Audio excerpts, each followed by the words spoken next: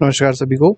तो देखिए यहाँ पर हम लोग क्लास 8 का एक इम्पॉर्टेंट चैप्टर लेके आए हैं, उसके हम लोग नोट्स डिस्कस करेंगे। चैप्टर नंबर 1 है जिसका नाम है exploring the investigative world of science. तो देखिए इसमें हम लोग इस पूरे बुक में क्या पढ़ने वाले हैं उसको मेनली डिस्कस करेंगे और कैसे चीज़ों को पढ़ेंगे वो डिस्कशन यहाँ पर होगा। तो पहले तो एक इम्पॉर्टेंट क्वेश्चन आपको दिया गया है कि साइंटिफिक इन्वेस्टिगेशन क्या होती है।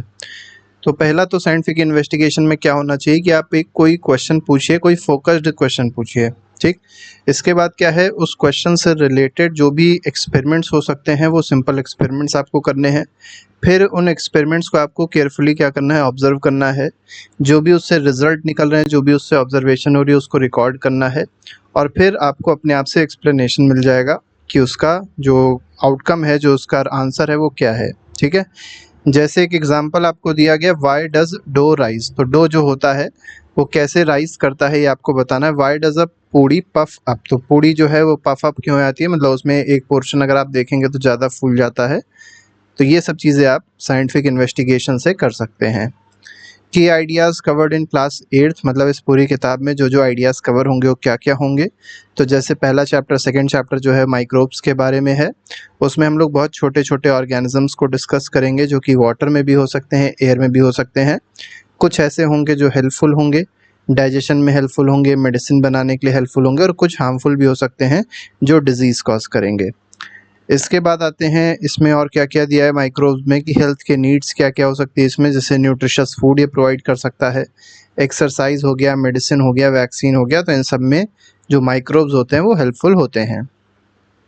इलेक्ट्रिसिटी चैप्टर में हम लोग क्या देखने वाले हैं, तो मेनली दो इफेक्ट्स देखेंगे। एक हीटिंग इफेक्ट देखेंगे जो कि हीटर में, गीज़र में, आयरन में यूज़ होगा, और साथ ही साथ मैग्नेटिक इफेक्ट देखेंगे जो मोटर में और मशीन्स में यूज़ होगा, ठीक है। तो मोटर में याद रखिएगा magnetic effect of current use होता है।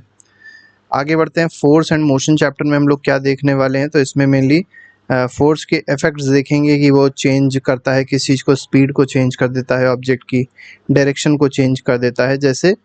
और यहाँ पर आपको एक और चीज़ देखेंगे, एक्सप्लेन करने की बात आएगी यहाँ पर, कैसे एक्सप्लेन किया जाए कि बॉल फॉलिंग डाउन, अगर बॉल जो है वो अपने आप से नीचे गिर रही है तो क्यों गिर रही है। ये सारी चीज़ें हम लोग इस चैप्टर में देखें। दूसरा हम लोग क्या देखेंगे कि जो कार है वो ब्रेक लगाने पे स्टॉप हो जाती है, तो क्यों स्टॉप हो जाती है, वो सारी चीज़ें हम लोग को पढ़नी है इसमें। प्रेशर में क्या है, तो pressure force per unit area होता है, वो अगला चैप्टर रहेगा। और इसी प्रेशर से हम लोग विंड को एक्सप्लेन कर पाएंगे, क्योंकि आपको पता होगा जब प्रेशर डिफरेंस होता है, ठीक है, तब साइक्लोन क्रिएट होता है, तब विंड क्रिएट होती है। तो यहीं पे स्टॉर्म आ जाएगा, साइक्लोन्स आ जाएंगे, और ये सब किससे होते हैं, प्रेशर डिफरेंस से होते हैं। पार्टिकल्स ऑफ मैटर, मतलब हम लोग थोड़ा सा पार्टिकल पे आ जाएंगे। बहुत छोटे छोटे पार्टिकल होते हैं हर एक मैटर में, उसको डिस्कस करेंगे। जैसे सॉलिड जो है उसमें पार्टिकल बहुत ही टाइटली पैक्ड होते हैं, लिक्विड में जो थोड़े बहुत टाइट नहीं होते, लिटिल लूज होते हैं, ठीक है, तो मूवमेंट कर सकते हैं आसानी से। और गैसेस में पार्टिकल बहुत दूर दूर होते हैं तो फ्रीली मूव कर सकते हैं, पूरा फ्री स्पेस में मूव कर पाते हैं। फिर क्लासिफिकेशन देखेंगे हम लोग, एलिमेंट्स देखेंगे, जो प्योर सब्सटेंस होते हैं उनको एलिमेंट्स कहा जाता है। कंपाउंड्स क्या होते हैं, तो दो या दो से अधिक एलिमेंट जब कंबाइन होते हैं, बॉन्ड बनाते हैं, ठीक है, तब उसको क्या कहेंगे, हम लोग कंपाउंड कहेंगे। मिक्सचर्स क्या होते हैं, तो मिक्सचर भी एक तरीके का कॉम्बिनेशन ही होता है दो या दो से अधिक सब्सटेंसेस का, बस उसको क्या याद रखिएगा कि फिजिकली उसको सेपरेट कर सकते हैं मिक्सचर को। सोल्यूशन क्या होता है, जैसे शुगर डिजॉल्व्स इन अ टी, तो ये क्या है, एक तरीके का सोल्यूशन है। तो सोल्यूशन देखेंगे इसके बाद हम लोग।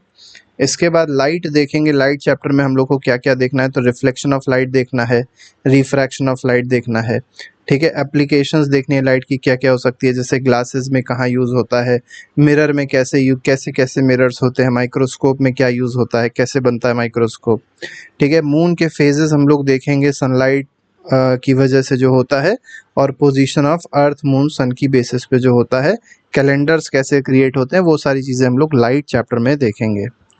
इसके बाद हमारे पास जो आएगा वो इकोसिस्टम आ जाएगा, लाइफ ऑन अर्थ आ जाएगी।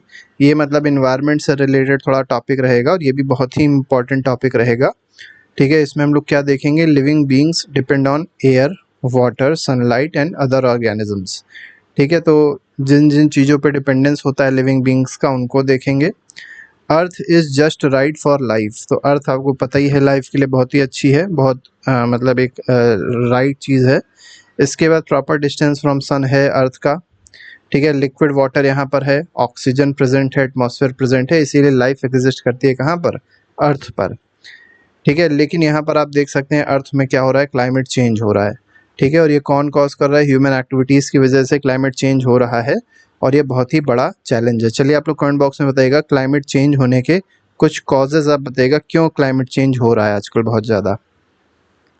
अब बुक में अगर देखेंगे तो कुछ सिंबल्स दिए गए हैं, जैसे बॉटम लेफ्ट में अगर आप देखेंगे तो स्ट्रॉन्ग फाउंडेशन ऑफ नॉलेज को रिप्रेजेंट किया गया है, किससे, रूट से, जड़ बनाई गई है। ठीक है, और काइट अगर आप देखेंगे टॉप राइट में यहाँ कहीं काइट आपको देखने को मिलेगी, और ये इंडिकेट क्या कर रही है कि क्यूरियोसिटी आपको प्रोवाइड कर रही है, जिससे आप ऊंचाई तक उड़ सकें। जैसे काइट ऊंचाई तक उड़ती है, वैसे आप भी ऊंचाई तक उड़ सकें, ये बताया गया है इसमें।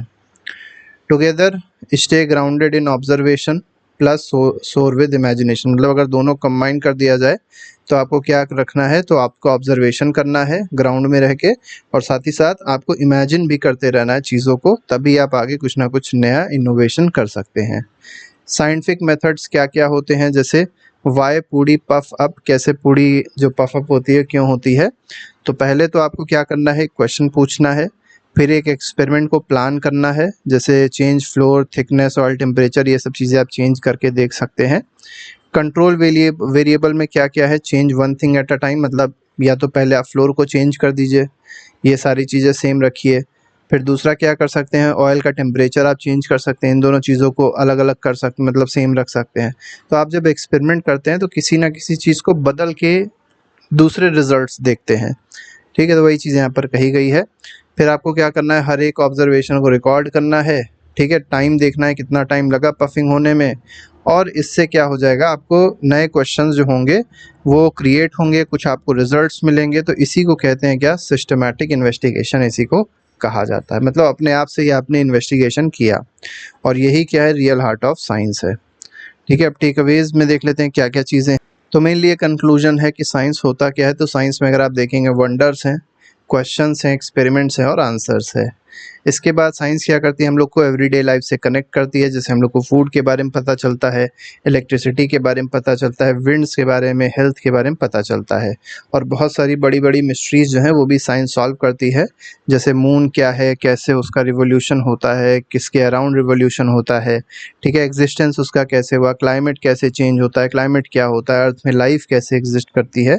ठीक है, तो be like a young scientist, अगर आप क्लास 8th में है तो आपको यंग साइंटिस्ट की तरह सोचना है, ऑब्जर्वेशन करने हैं, एक्सपेरिमेंट्स करने हैं, और उसके बारे में फिर थिंक आउट करना है। तो ये पूरे इस चैप्टर में बताया गया था। इसके MCQs भी हम लोग ने बनाए हैं, जो प्लेलिस्ट में पहले ही लगा दी, उसको भी आप जाके देख सकते हैं, और अगले चैप्टर का भी जो नोट्स है वो भी क्रिएट कर दिया गया है, और MCQs भी बना दिए गए हैं। तो अभी के लिए फ़िलहाल इतना ही। आप लोग वीडियो को लाइक और चैनल को सब्सक्राइब करना मत भूलिएगा। तो thank you very much, good bye, जय हिंद।